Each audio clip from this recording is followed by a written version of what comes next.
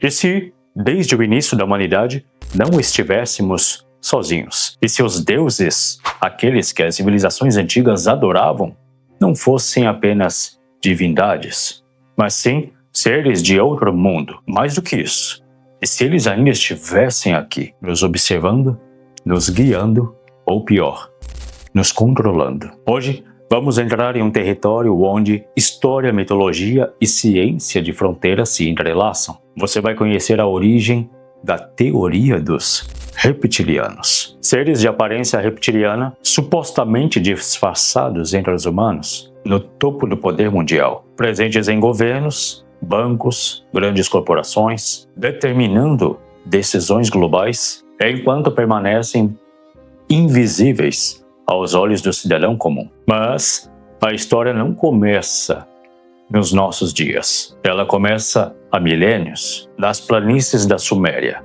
nos registros cuneiformes e deixados por um povo que já falava de deuses que desceram dos céus, os Anunnakis, e de figuras com traços reptilianos, cobras com rostos humanos, dragões alados e olhos de répteis. Coincidência? Ou estamos diante de uma linhagem milenar de manipulação que a história tentou apagar?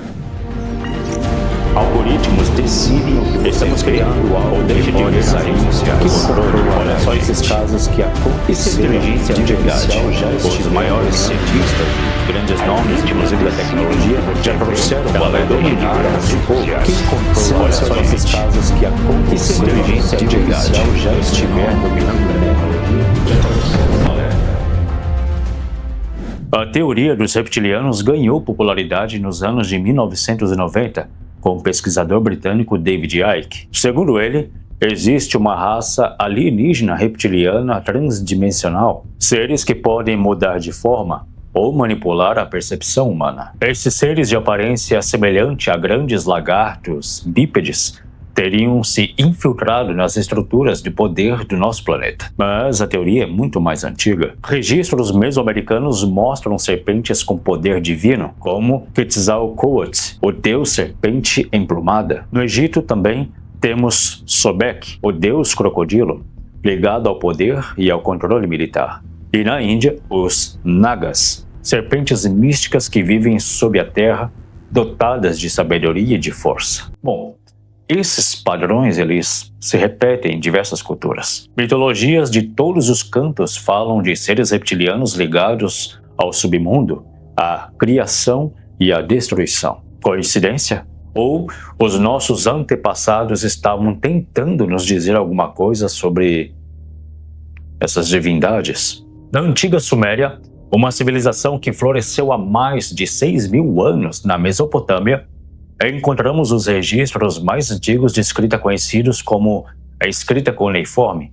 Esses registros falam dos Anunnakis, inclusive. Literalmente, aqueles que do céu à terra vieram. De acordo com os registros, esses seres vieram de um planeta chamado Nibiru, segundo as interpretações modernas de textos sumérios por autores como Zecharia Sitchin. E eles teriam criado a humanidade, os Homo sapiens, ao manipular geneticamente hominídeos com o objetivo de usá-los como força de trabalho escravo para minerar o ouro. Mas o que pouco se discute é que muitos dos deuses sumérios tinham uma aparência reptiliana. Esses desenhos representativos se repetiam em tabuletas, murais e cilindros sumérios.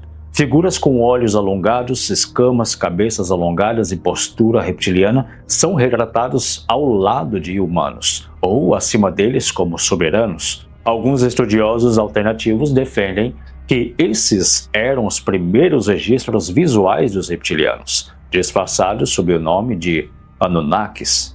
Agora, e se os Anunnakis não fossem apenas os criadores? E se fossem controladores desde o início? Segundo teóricos da conspiração, os reptilianos não agem pela força, mas pelo controle da informação, do pensamento e da biologia humana. Eles seriam capazes de assumir formas humanas por meio de manipulação da luz ou da mente coletiva, controlar o comportamento de massas infiltrando-se nos setores de mídia, entretenimento e educação, e também manipular estruturas genéticas perpetuando linhagens puras em famílias de elite. Há quem acredite que certas linhagens reais europeias, incluindo famílias monárquicas e bilionários, seriam descendentes diretos dos reptilianos. Alguns alegam que o sangue RH negativo seria uma herança direta desses seres. Para quem não sabe, é um tipo de sangue raríssimo, que não se mistura com outros e pode até rejeitar uma gestação sem tratamento. Casos como o de figuras públicas com comportamento estranho, mudanças súbitas de expressão ocular captadas por câmeras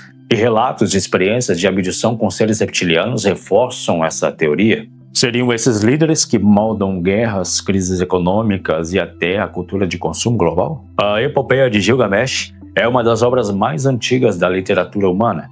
Nela, encontramos elementos muito similares aos relatos bíblicos. Um dilúvio universal, um ser divino vindo dos céus, uma árvore da vida e a busca pela imortalidade. Gilgamesh fala dos encontros com seres que não envelhecem, que vieram antes da humanidade. Se compararmos com o livro de Gênesis, a criação do homem, o jardim do Éden e os anjos caídos, que são os Néfilins, também aparecem como seres celestiais que se misturaram com mulheres humanas. Alguns sugerem que os Néfilins eram os próprios Anunnakis, outros que eram reptilianos disfarçados moldando a genética humana para seus próprios fins, ou ainda que eram formas diferentes da mesma raça interdimensional. A linha entre a divindade e intervenção extraterrestre começa a desaparecer quando confrontamos esses textos com a arqueologia alternativa. E se os símbolos deixados por todas essas civilizações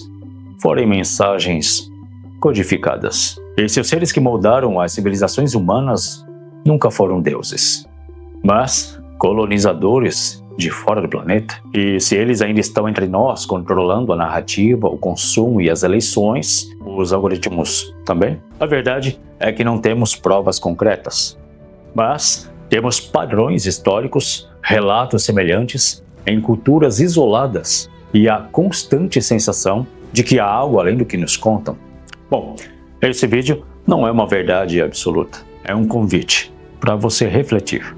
Você pode achar um absurdo ou pode se perguntar, e se for verdade? Talvez a nossa história precise ser reescrita ou, ao menos, investigada com mais coragem. Porque o que parece mito, muitas vezes, é só uma verdade que o tempo pode ter tentado apagar. Comente aqui embaixo o que você achou sobre isso. Inscreva-se para mais conteúdos como este, compartilhe com alguém que você gosta e que tenha a mente aberta também. Eu sou Beth Charles e fico por aqui. Até um próximo vídeo.